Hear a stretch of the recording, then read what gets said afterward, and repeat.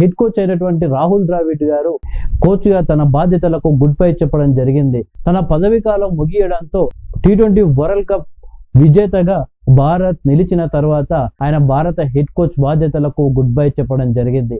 అయితే ఆయన స్థానంలో భారత మాజీ ఆటగాడు ఇంగ్లీష్ ఓపెనర్ అయినటువంటి గౌతమ్ గంభీర్ ని హెడ్ కోచ్ గా నియమించింది BCCI. తాజాగా మీడియాతో మాట్లాడిన గౌతమ్ గంభీర్ సంచలన వ్యాఖ్యలు చేశారు.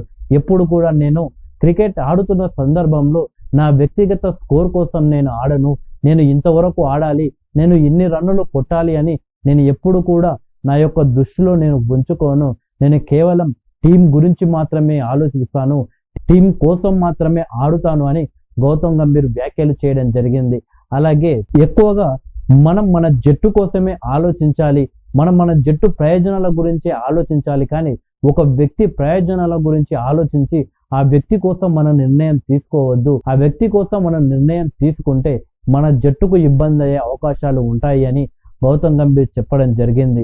ఒకవేళ ఆటగాడు ఫామ్ లో ఉంటే అన్ని ఫార్మాట్లు ఆడాల్సిందే, అన్ని ఫార్మాట్లు ఆడినప్పుడు ఆటలో గాయాలు కావడం అనేది కామన్. అంతేకాని ఫామ్ లో ఉన్నా కానీ కేవలం కొన్ని ఫార్మాట్లు మాత్రమే ఆడుతానని చెప్పడం మాత్రం కరెక్ట్ పద్ధతి కాదు అని గౌతమ్ గంభీర్ చెప్పడం జరిగింది. అయితే తాజాగా India team T20 world cup గెలిచిన తర్వాత కొందరు ఆటగాళ్ళు అంటే రోహిత్ శర్మ, జడేజా కావచ్చు, విరాట్ కోహ్లీ కావచ్చు T20 ఫార్మాట్ కి గుడ్ బై చెప్పడం జరిగింది.